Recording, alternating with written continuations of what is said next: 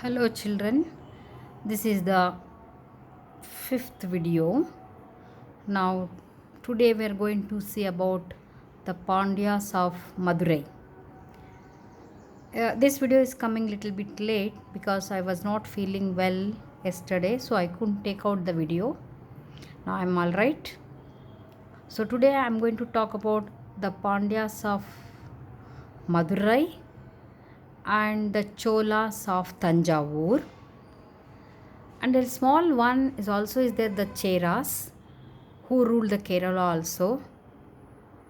That is there in this southern sunrise, but we spoke about Cheras in the last chapter, that is before our Guptas. So a little bit I'm going to talk about Cheras also. Now come to the lesson, the Pandyas of Madurai.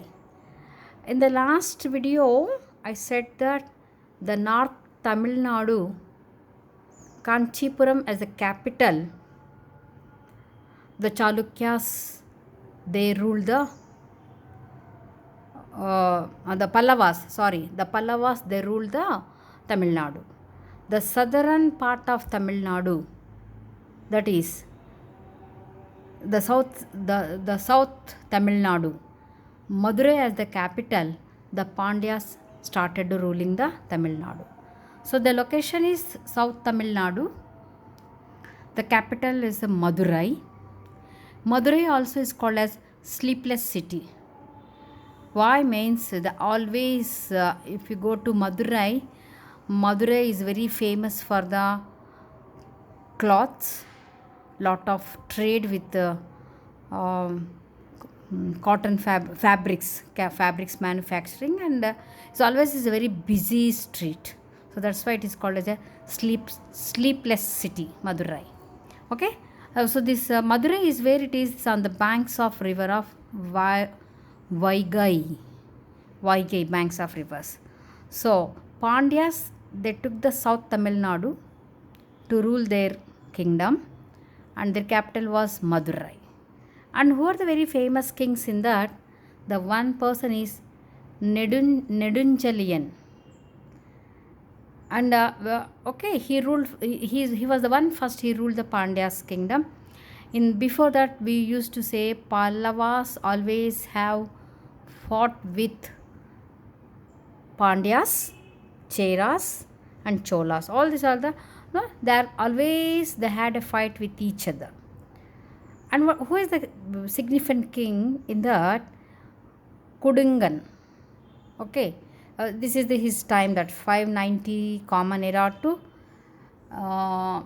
what is that, 820. Okay. So these are then how come we know all about this means, one source is Megasthenes Indica.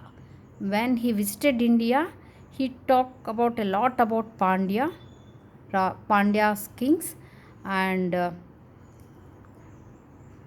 in that he said, the Pandya kingdom was founded by a woman who maintained a large army. So that is the source from Megasthenes. And somewhere in Chalukya Ardhashastra also they have written about Pallavas, that also the historians will say about that. These Pandyas often had war with Cheras of Kerala and Cholas of Tamil Nadu. See, they all are just like a siblings. They are in the same place. Always they used to have a fight with each other. So in your peer group also, no, when you are sitting next to each other, or you have a fight with some other. Sometimes, no, you have all naughty things like that. Like that, always, no, one of them will go fight with one of the Cheras, and the Cheras will come and fight with the Pandyas and Pallavas. Not like vice versa. It was going on always like that. But here it happened a very wonderful thing in Pandyas of Madurai. The Meenakshi temple. Okay, now Meenakshi Amman. The Meenakshi temple is the very famous for Madurai. In the Madurai, they had these kings. They had very nice assemblies for poetry, literature, everything. So that they used to have a Sangam. That is the Sangama literature.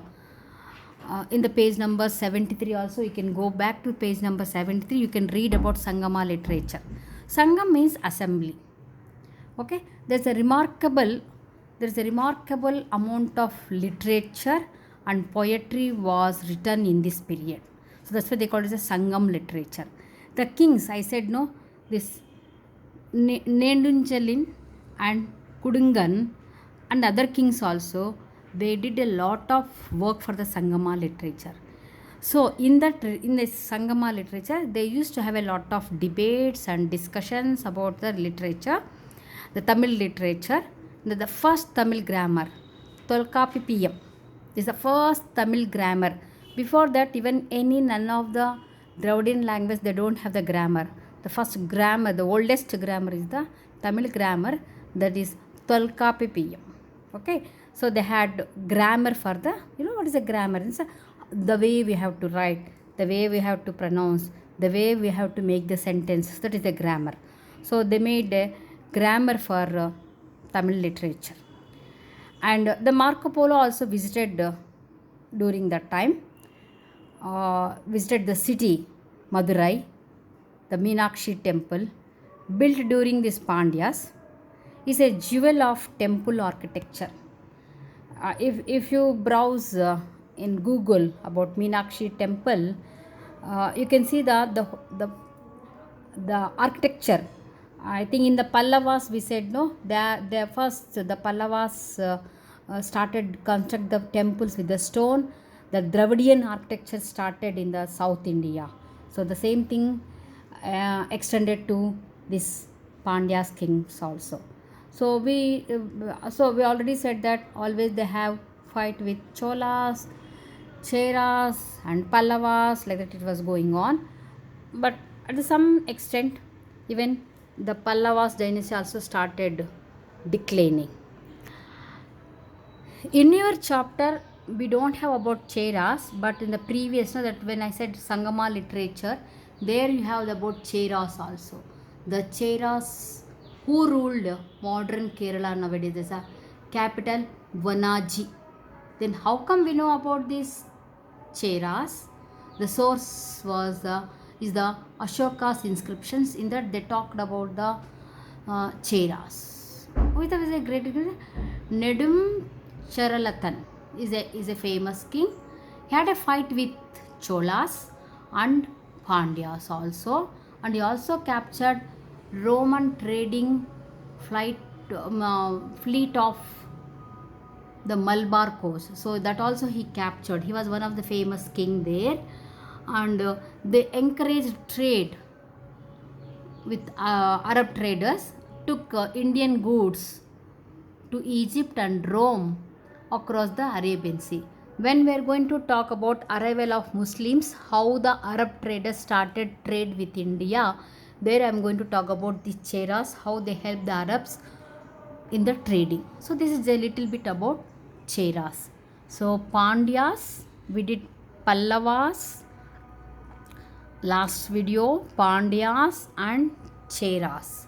Now the biggest, longest dynasty which was lived in South India, that was the